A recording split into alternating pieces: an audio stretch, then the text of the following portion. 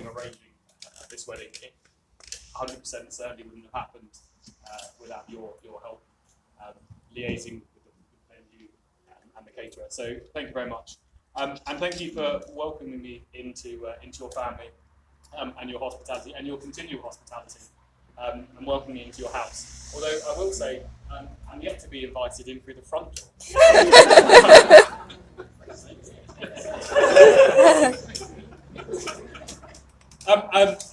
Just say thank you to the guests. Thank you for congratulations on making the official final cut. As you know, we've had to cut it down, but it's been a really difficult process. But having you all here just shows how important you guys are in both of our lives. So that's really important.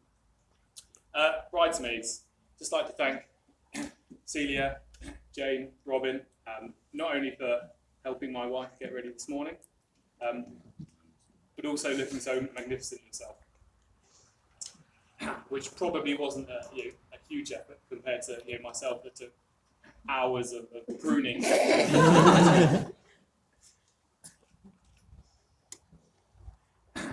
Just like I'm going to say a few words just to my family at this moment.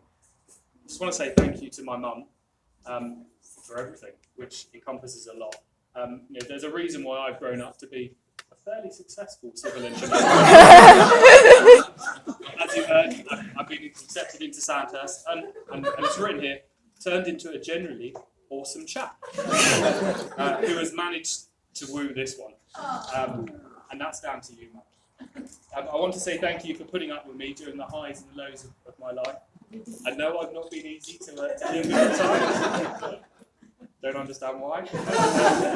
Thank you for being there when I'm sick and I needed a sofa day. Thank you for pushing so hard when I was younger to make sure that I had the best education and to make sure that I always had what I needed. So thank you. John, I just want to say thank you to yourself for looking after my mum and holding her tightly when she scrambles up those trees looking for geocaches, which is just dangerous. Indeed. Yeah.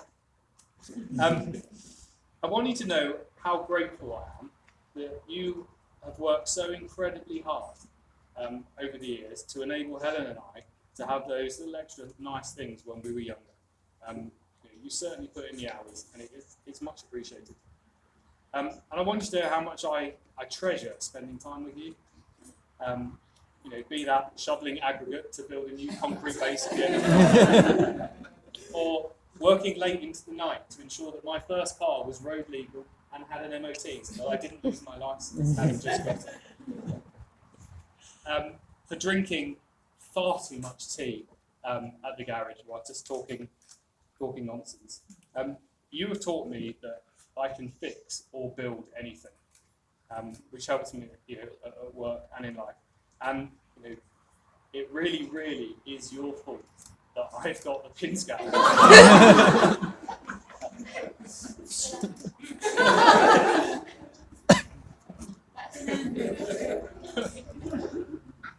Jane, I want to say thank you for keeping my dad on the straight and narrow, and especially for this summer, for taking the time to look after Evie and keeping her safe while Helen could carry on working.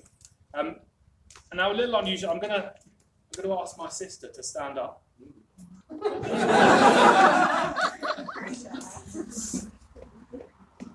So Helen is my sister. Despite us not always seeing eye to eye and having fairly different views and some substantial arguments, I want you to know how proud I am of you.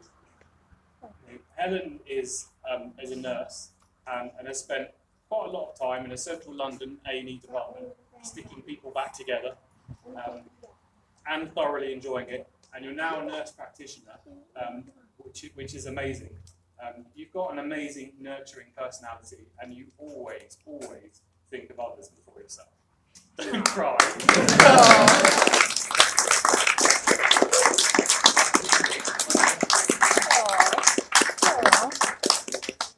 Unless it's Dad and you need a lift somewhere.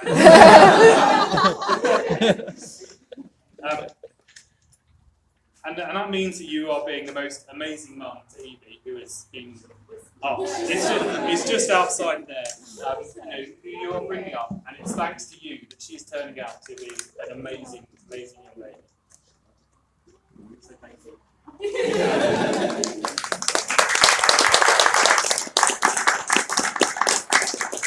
So now, to the most important person here, open brackets, apart from Stanners, who proofread my speech and made sure that I added in lines and comments about Julia, exclamation. Thank you, Stanners. The bride. My bride. Julia, Jules, or Ju, however you know her, I think you will agree that she lucked out in choosing me.